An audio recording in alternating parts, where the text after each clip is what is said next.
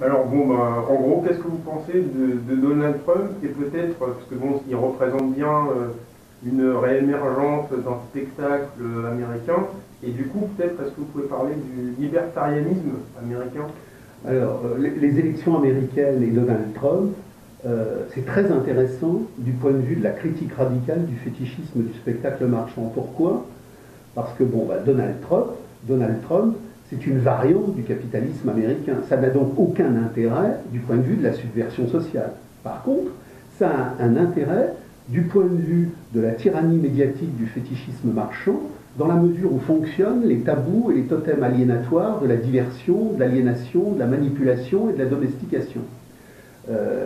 Quand vous écoutez les informations du capital, on vous parle tout le temps du milliardaire Donald Trump.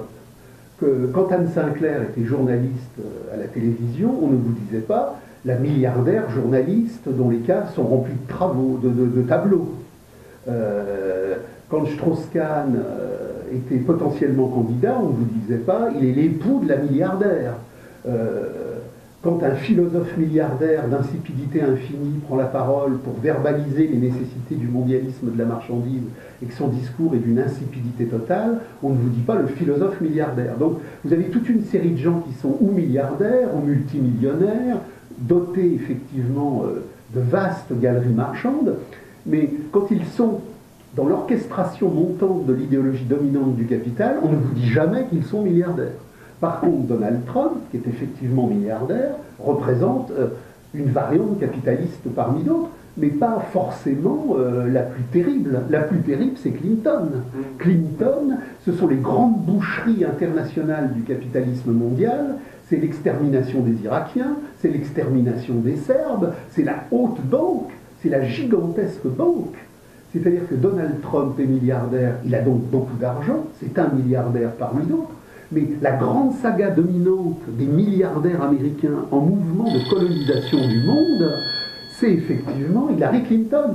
Donc les médias ont choisi, dans la reconstruction aliénatoire du mensonge, de parler de Donald Trump, mais pas d'Hillary Clinton. Donc ce qui est très intéressant dans cette histoire-là, c'est qu'on a une contestation inconsciente et sous-jacente qui monte.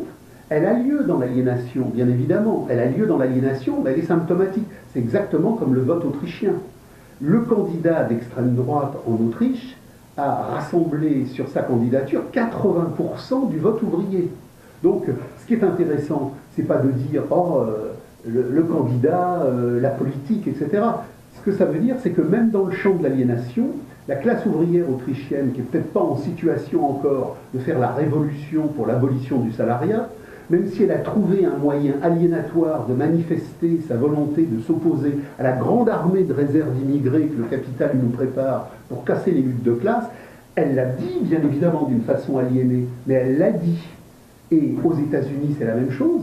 Vous avez des tas de prolos de base qui vont voter Trump, même si c'est un milliardaire, pour dire merde à l'établissement. Donc dire merde à l'établissement, c'est pas de la lutte de classe radicale. Et à la limite, nous, ça ne nous intéresse pas d'un point de vue radical.